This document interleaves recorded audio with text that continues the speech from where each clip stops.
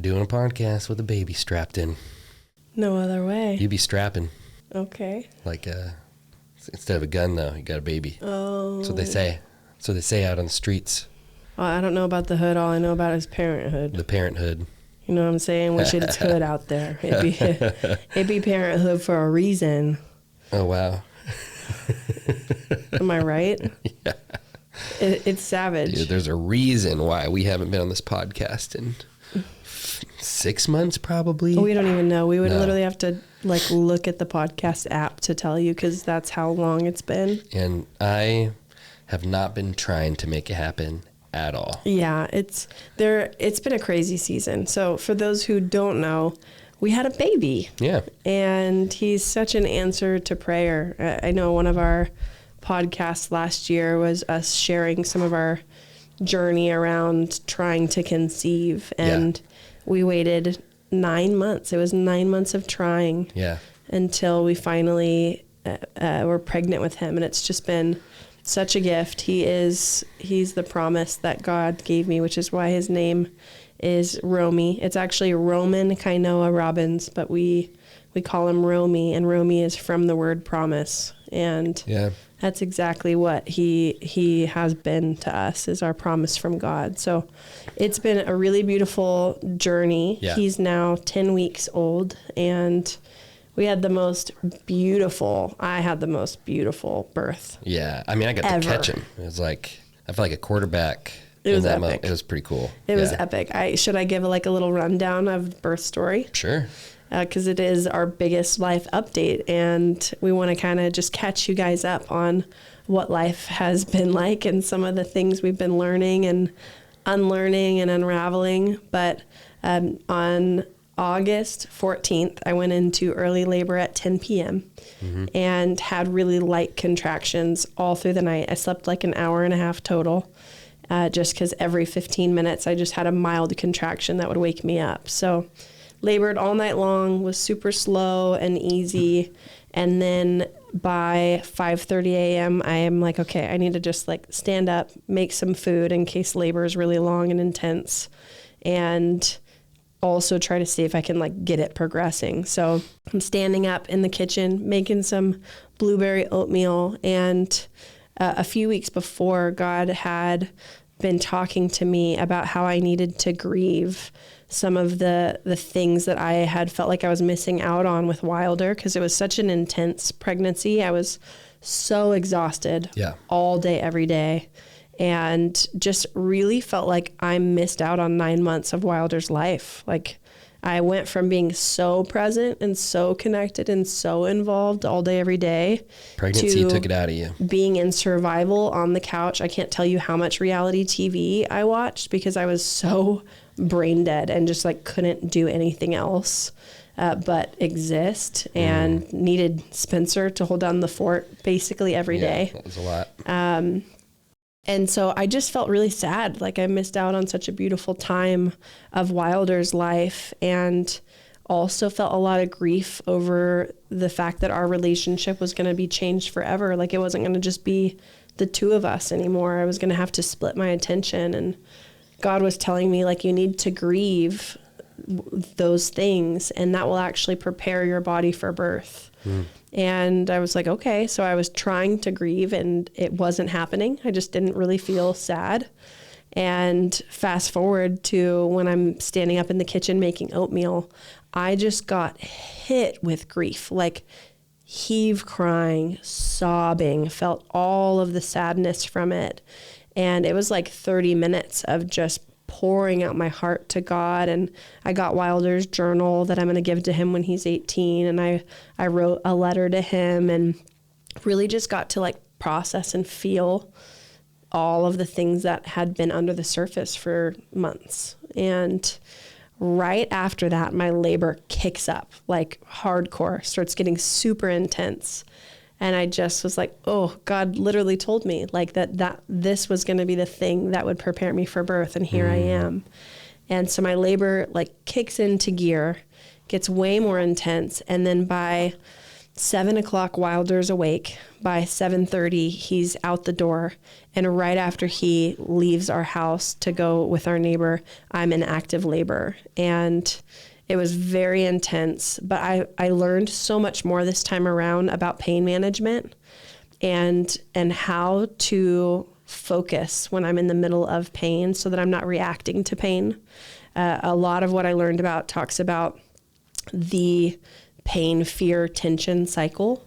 And if there's any like perceived pain, like whether it's real or perceived, if we are afraid of it, then we actually tense up and it makes it painful. It's what creates the pain is our resistance to it. You were kind of coaching me through this during my stingray incident the other day. Spencer stuck on a stingray's tail when we were in Orange County. Yeah, dude, it felt like a knife was inserted into the bottom of my foot and twisted. He just was in like panic at one point in time. Oh my gosh. And it was very intense for him, but I was also thinking like, I just birthed an 8-pound human and you're fine right now, but you need to learn how to navigate through this pain right now.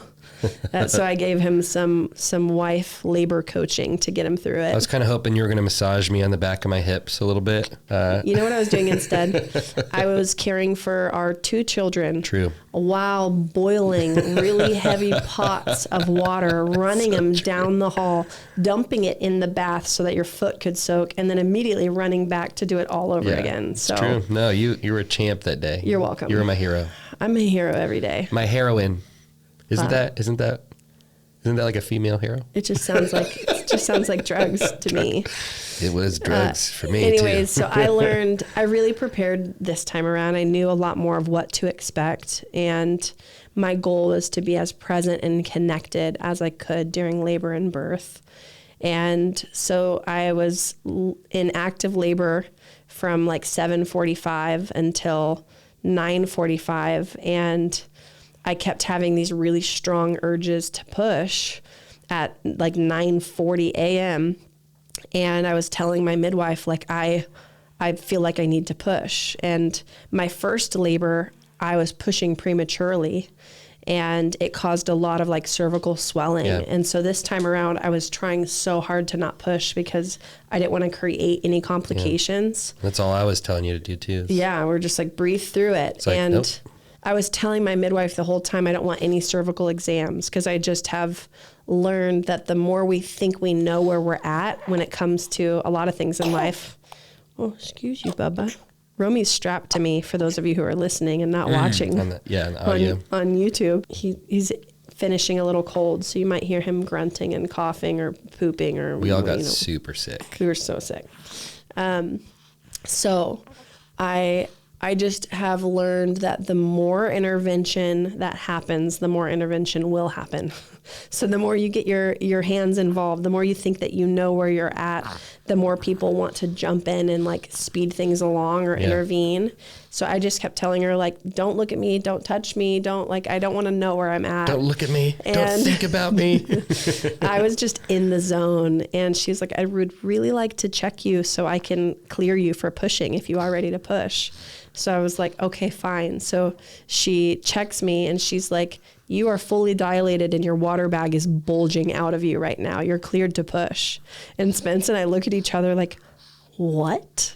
Like, is this real life? I was so relieved because I was really genuinely ready for like a 15-hour labor. Like, that's kind of where my head was at. Yeah, expect the worst this time. Yes. And anyways, I hop in the birth tub and my body gave me this really beautiful like 5-minute break, and we just were like face to face with each other. I was on my knees hanging onto the edge of the birth tub, and Spence was on his knees. We were just looking at each other and getting a moment. And do you want to get out? You can get out. And then on my next urge to push, I pushed, and I had my hand like down between my legs, and I felt my water bag burst into my hand like a sonic boom. It was the craziest feeling ever. And his head was halfway out on that first push. Oh, yeah. And I was like, his head's out. Like scrunched together? No, not on that one. Not on that one. That's right. I was That's like, right. his head's out. And everyone's like, I don't think so. And I was like, no, I feel it right now. And Spencer hops in the tub behind me, and my second push, his head was fully out, all scrunched up and cute. And then my third push, literally all within 30 seconds, he flew out. Like, whoa! He flew out into Spencer's arms, and I had to like keep him underwater and kind of move him around to weave him through my legs. And then she had to unwrap the cord from his neck. She'd like twist his body and like flip it so the cord would get unraveled. And then put him on your chest, and he cried. Oh, it was epic. Amazing. It was everything that we were praying for and believing for. It was just such a beautiful, peaceful experience. And I love that he has not been touched by the medical system at all. I know. He's just this like sweetest little chubby chunk of love that looks exactly like his daddy. And it's just been such a gift. But that was 10 weeks ago. Anyways, it's been a wild 10 weeks. It feels like a lifetime, if I'm honest. Like, why don't you share about some of our transition that we've gone through being parents of 2 now? I'd say that was a big change. It's like, I'm so thankful that the business, like, I dropped 2 businesses at the beginning of the year. And I'm trying to think back. It was like maybe even April or May, somewhere around there, I dropped those businesses. And those were like the majority of my focus and attention for the last year and a half. And I didn't focus a lot on Alive and Free. I really didn't. And we were just trying to set our family up for financial success. And, we built these other companies, had a couple partners on those companies. And so there was just some big resistance, and there's a whole long story with that. But I ended up maybe 6 or 7 months ago just going full time into Alive and Free again, and dropped those other things. And we really grew things. I really made things better for our clients, and was really proud of that. But then right when you went into labor and the birth, and it was like I couldn't work because the change in our family dynamics required me so much. We also planned for you to not work. We planned for me not to work, but it was like, wow, thank God that our business didn't really require me. I'd say it was so difficult, the transition from you being Wilder's primary to me becoming his primary caregiver.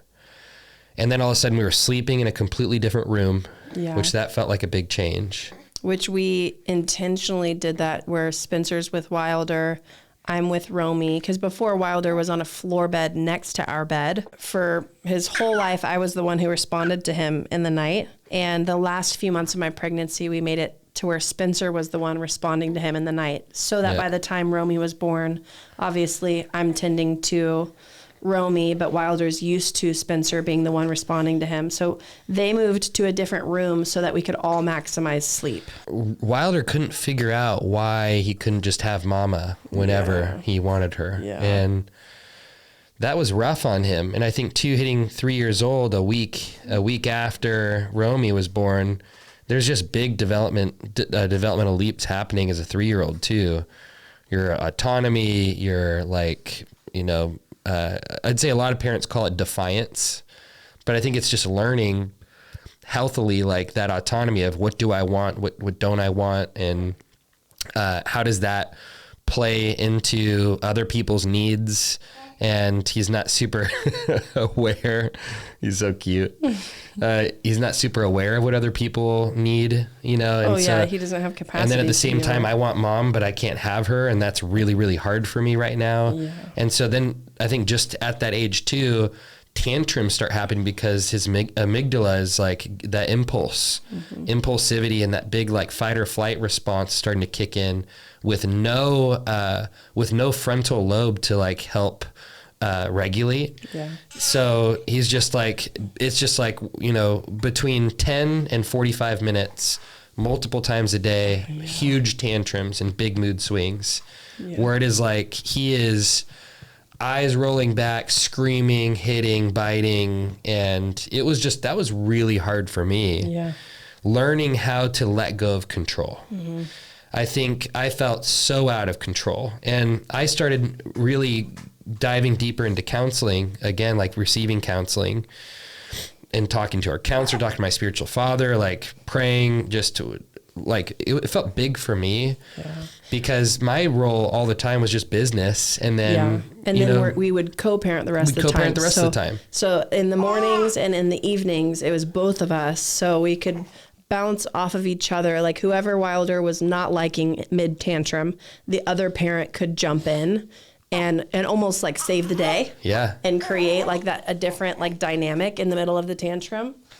And now I wasn't able to do that. And I have a lot more practice navigating through those big emotions because I'm the one who's with Wilder all day, every day. So that was a lot for you to switch into. Here are all these levers I can push and pull and control in the business all day long, to now here is this little out of control human needing so much extra love and care and compassion. And you were having to hold down the fort all day, every day with those emotions. And lack of sleep. And some of those tantrums happened at like 2 a.m. Yeah. You know, in the middle of the night. And I'm just like sitting there, you know, like I've had so many moments I wasn't proud of too. Like stop. Like I just. Losing your mind. Yeah. Just like stop screaming. And then learning like that doesn't work. Yeah. He's trying to draw from my nervous system because his nervous system has no ability to regulate. He's looking for like, is there something outside of myself that can help regulate? And Dad didn't have it. And so it was a big mirror holding up to myself going, okay, I got to learn how to regulate. What's going on in me? And it was like, the question that was really helpful from Laura Duncan was, why does this bother me? And when I got to the root of like, why does this bother me? I realized I'm not enough as a father or as a husband. I'm not enough to fix. That's the belief. That's the belief underneath why I was so affected and I felt so out of control to being enough. You know, it's like if I was enough, I'd be able to control the situation so Sammy could keep sleeping and catch up on sleep. But because I can't, I'm not a good husband. I should be able to control, you know, and fix this for Wilder. But because I can't, I'm a bad father. And it just was like so high stakes. And so every opportunity, every out of control moment, not only was it so loud and just regulating for my nervous system, just having a tantruming, screaming, biting child, but then it was like really compounded by that, like you can't control this and therefore you're not enough. And I think really sinking into, God, how do you feel about me? And being able to feel like I'm the screaming child being held by a father in that moment. Like I'm a screaming child that needs to be held by a father, and I can't hold my child with regulation until I'm held first. Mm-hmm. And so it really caused me to like, okay, I feel out of control. God, I feel out of control with you right now. Mm-hmm. Like, where are you? Help me to see how you're holding me. Yeah. And that so was there was a learning curve, I think, to really getting that. And still now. I mean, I watched such a massive shift take place in you, though. I don't know at what point it was, maybe like six weeks in, I want to say, where there was just so much maturation that took place in you and the way that you were handling him. And mm-hmm. you had 6 weeks of practice. Mm-hmm. And you learned so much. And I watched you become Wilder's safe place. I watched you learn how to regulate. I watched you get really creative with the ways that you engaged him in play and fun, in the ways that you would connect with him, in the ways that you learned how to be that like calm, steady leader that he needed. And that was, I mean, it's been beautiful to watch. It's been beautiful to like grow in that trust with you too, of like seeing the way that you can love and lead and father our son in a way that you didn't have the skills before. You know, you didn't need to, because I was the one that was doing it, you know. And in this season, it's been so beautiful to watch their relationship. It's been really beautiful. It's been hard. There's been a lot of grieving. I know one thing for me that's been hard is right whenever Romi was born, obviously all of the big moods took place in Wilder, and Wilder went through such a developmental leap. And then we cut his hair like 2 weeks after Romi was born. And so he's always been like mature for his age. He's very communicative, very intelligent, very emotionally intelligent. And now he looks older too. So before he just felt older, but he had this like little boy, wispy, long hair. And now he looks so much older with a haircut, and he looks so much older in comparison to this little baby. And I went from having Wilder be my baby to now, oh, he's not even a toddler anymore. He's like, all of a sudden, he's a boy. And that was such a weird change to go through. I know parents out there know what I mean. And if you're not a parent, I don't know if there's a way to understand it. But for me, I just was like grieving, like, oh, I don't have like a little toddler anymore. Like, I've got this big boy who's kind of mean to me all of the time and is like bossing me around constantly. And it feels hard and sad. And I don't feel ready to be like a boy's mom. I don't feel like equipped for this yet. And I felt the same way when he became a toddler. And I felt this invitation from the Lord where the Lord was like, well, do you want to choose to like step into that? Because you can decide that you want to become the mom that he needs. You can decide to become the mom to this little boy. Mm-hmm. And I just was like, yes, I want that. And it was almost like instantly there was this shift in my spirit that took place where before I was actually getting annoyed of the behaviors of like the boyish older boy behaviors I was seeing. And all of a sudden I started thoroughly enjoying all of the new that I was seeing. And all of my annoyance before was just pain. It was pain and resistance to the change and the shift that was taking place. And it's been really sweet being like, oh, I have a little boy now. Like he's hilarious and I'm enjoying all of the growth that I'm seeing. And that's been really sweet, like getting to see, I mean, Jesus just makes everything easier, I feel like. Yeah, it's just required so much growth from both of us that we don't have capacity really for anything else. I mean, you just stepped back into working full-time a couple weeks ago. Yeah. And not, I mean, it's, you still have taken so much time off. It's been 10 weeks. I just started working again this week. And we have an assistant now who's working 6 hours a day, 5 days a week. And I still can't get half of the things that need to be done with 6 hours of extra help per day. Yeah. Like I am needed 24/7. Yeah. It feels comical to me how out of control it is having kids. Yeah. And, it kind of makes me like, one, really thankful for having the ability to like even build a life that allows us to do this, you know, and it makes me thankful for like decisions we made that were really difficult early on.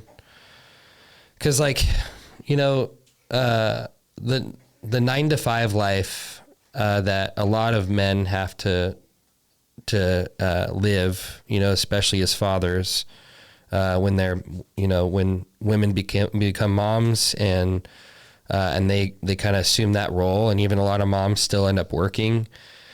It's just like, it's really difficult. And some people, that's like the portion that they're dealt and that they, have chosen. And I think, it's kind of one of those things where, I am really thankful. And we also just have to count our blessings in this season that I have the freedom for it, but it is definitely a difficult season to navigate. And no matter how you cut it, I think one thing that parents really, it's like, when we were entering a marriage, you have to grieve, all the control you felt over your schedule, your wants, your routines, like all that stuff, because you're adapting it to a new person. And that's like, marriage can cause frictions and it causes you to have to die to yourself in a lot of ways with the things that we believe we require in order to be okay. But then parenthood comes in with like a wrecking ball, and it just, anything you thought you're like, oh, we're good now. Like I nailed it. We died to some stuff. But then, you know, parenthood comes in and you're like, nope, you were a selfish, I'll say this nicely, person. All the compassion and grace for people. It's like, but you know, I think when you learn to let go of control, the only way you can learn to let go of control really is when you believe and trust that there is a Father that is so good in nature that has you. And I think the ability to let go of control is not just in our own willpower and self-effort. I think that's what religion would love to convince you. Just discipline yourself to give up control. And it's like, that is so not the gospel. The gospel is that the good news is so good that it frees your hand, and on how, like a baby's fist, it was clenching everything you tried so hard to hold on to, and you get to free it up. It's like the rich young ruler really missed out on getting to follow Jesus and recognize that the riches were not the thing that he should have ever trusted in.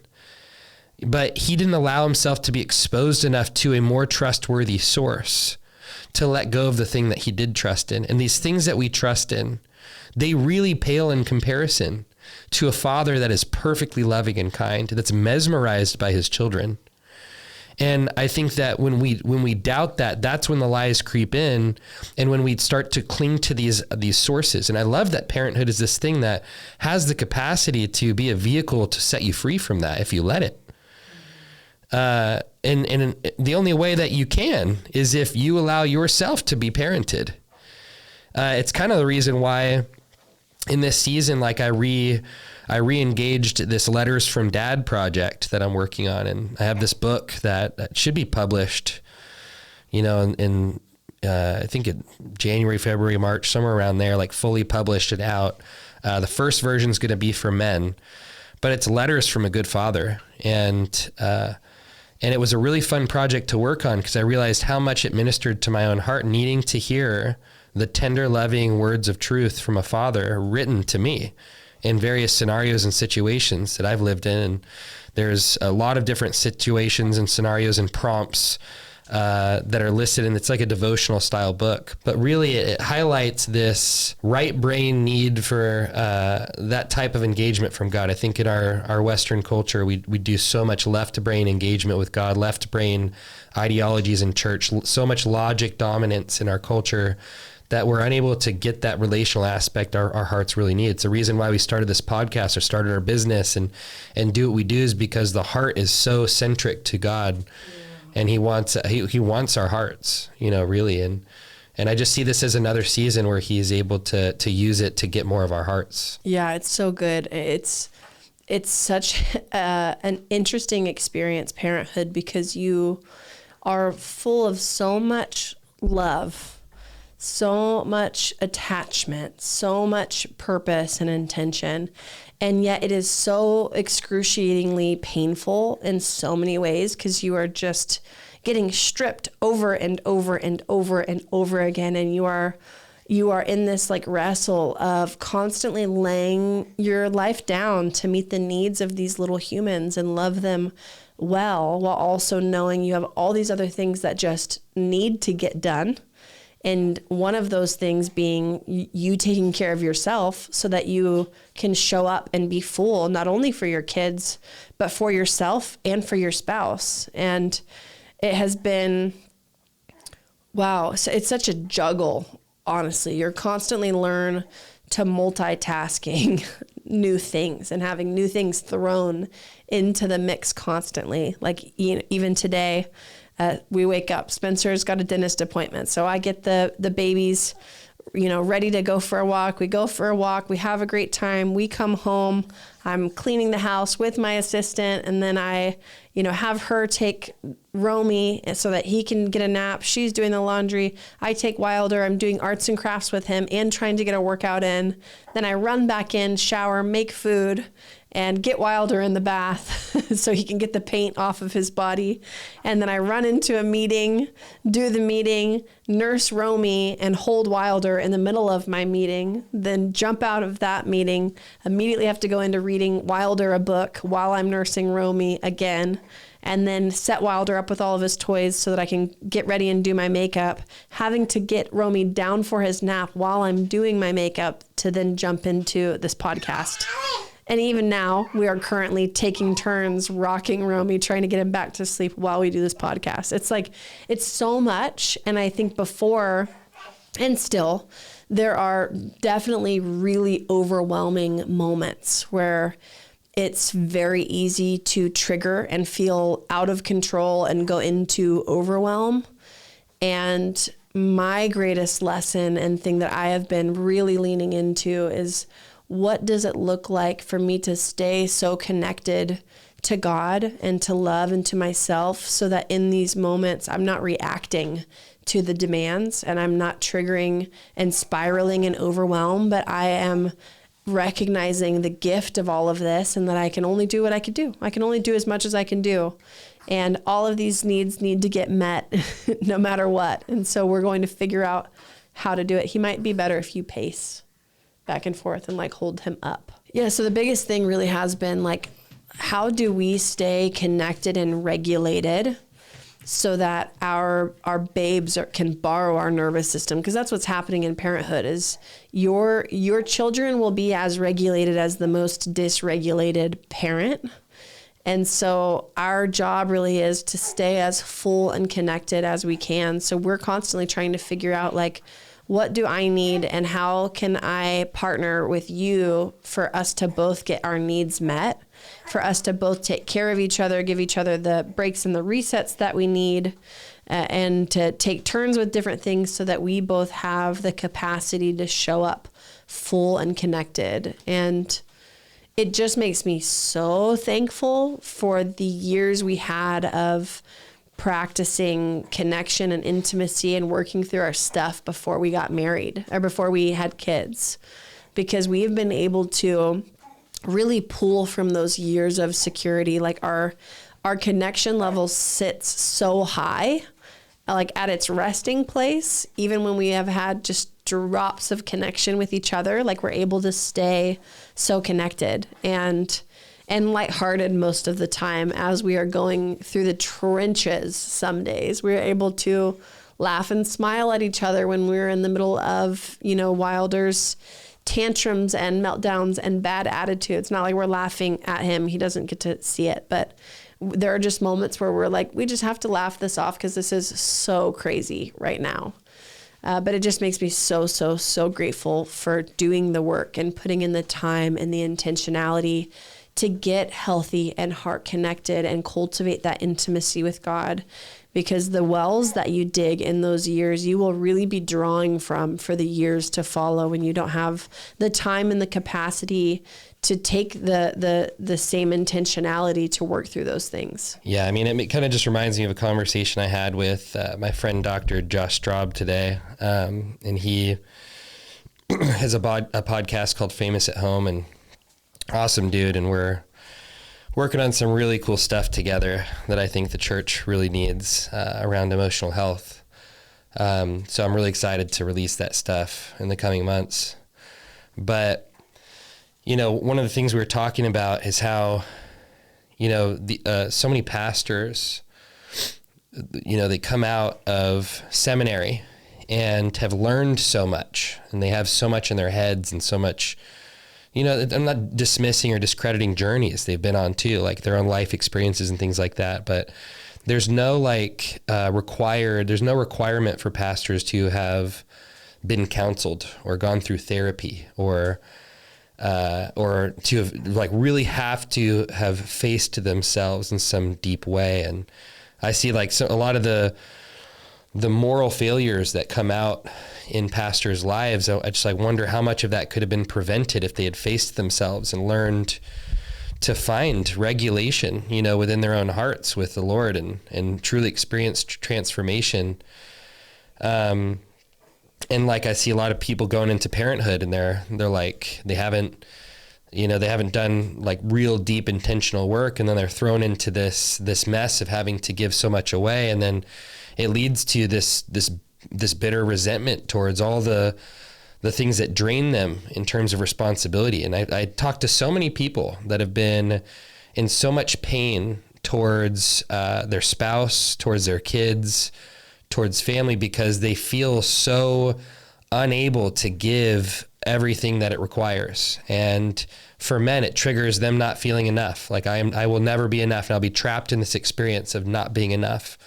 For women, same thing, but almost the shame too of like, I'm not a good enough mom, and am I ever going to, there's like this, I think for women, there's like this big worth issue. I think for men, it's this significance or enough, am I enough issue.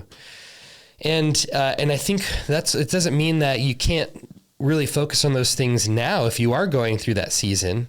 It just looks different. I was talking to a spiritual dad today even.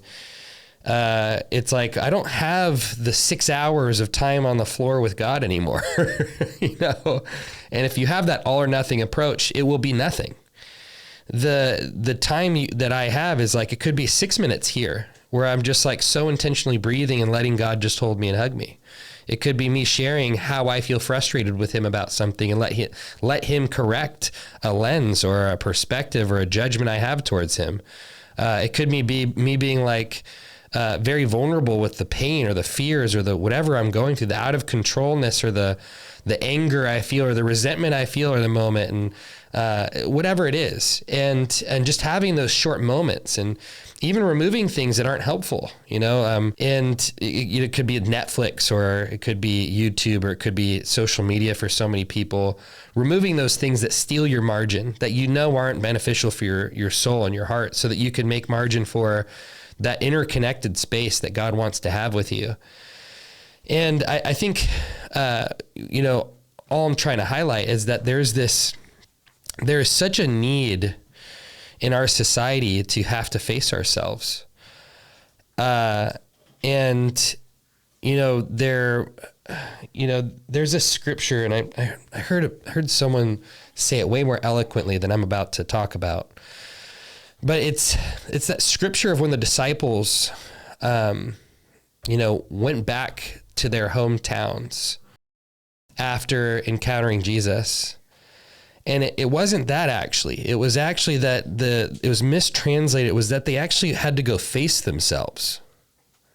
They had to go face themselves after what they had witnessed, because like the disciples, there's like this experience they had where they followed Jesus and all these amazing things happened. But then it was like this, you can almost see that they went through this experience of going, well, I kind of actually did want him to overthrow Rome. and we kind of did want him to be this leader, this military leader that was going to rescue the Jews and the Jewish people. And when he died, there was like this moment they went back to fishing. It's like the thing that they knew that was familiar to them. And then Jesus encountered them there, and re-engaged them in the truth. And we see all those amazing experiences they had with Jesus after he was resurrected. And I think for us, like, all of these things that happen that confront our paradigms and our belief systems, they get to be opportunities and vehicles for us to grow. And I think parenthood is one of those things. There's probably, if you're listening to this or watching this, there's something in your life that you can go, what is the invitation inside of the season? There was a guy on one of the men's calls that I was on, that, he had a terrible experience with being estranged from his family. And it was like, he's having to navigate that. Another guy, lost his job and might have to be deported. It's like, gosh, do we have to grieve the immediate loss? Do we have to grieve like the powerlessness and the out of control feeling and feel those things and let us like move through those? Yeah. But also, what's the paradigm? What's like, God, what's another way to see this? Who am I in the midst of this? Who are you in the midst of this? And what's the invitation? I think asking those questions too, why is this bothering me? What's really at the core root of why this is bothering me? Why do I need to be in such control of this outcome? And what is true freedom underneath all of this? If I can't control outcomes, what is true freedom, really? And I think that's what this season is for us. There's so many things I honestly wish I had control over, but I'm beginning to become more and more thankful that I don't. Yeah. I mean, you can truly have two different perspectives too, when it comes down to it. You can either be reactive and feel like all of this is happening to you, whether, you know, it's you being single or your job or your marriage or your children. Like, you can feel like a victim to it, or you can decide like life is a gift and I want to get as much out of it as I can. Like, I don't want to miss the intimacy with God, the reliance with him in this season. I don't want to miss me being transformed. I don't want to miss what God wants to do in my marriage, how he wants to love me and lead me in this time, the lessons I can learn from it. Like, sometimes you really do need to have the discipline of like that heart care time and your God time so that you can have that shift happen in you internally. Yeah. And that's it's what like guard your heart above all else. Yeah. You know, it's like, that's so important. Why is that so important? It's because that's where we encounter him. It's where he lives. That's his abiding place. He's chosen to make home is in our hearts. It is just such a game changer when you're leaning into life with like, this is a gift and I want to get as much out of it as I can. And this season right now is preparing me for the next season that God is ushering me into. The gifts that he's given me right now, based on how I steward them and how I'm living and how I'm leaning in, will actually prepare me for more blessing that God wants to give me. And it really has been for us like such a wild ride, but so beautiful and such a sweet, sweet gift. Yeah, for sure. So that's some of our life update from however many months it's been. Yeah. Yeah, we got a lot of fun things happening in our world. And, you know, for those of you that are part of our community, thanks for listening. We love getting to just do life with you guys daily with the coaching community. You life coaches out there, we love you. Anybody else that's considering being a part of that community, we'd love to have you join, whether you're a pastor or somebody that's leading people already or someone that feels called to do that. And you'll find links in the description if that's something that you're hungry for. But we're going to try and do this more often and have some more conversations. And we'll let you know when that happens if you're on our email lists. And so keep a lookout for those things. But thanks for spending your time with us and getting to watch or listen. We love you guys. Bye.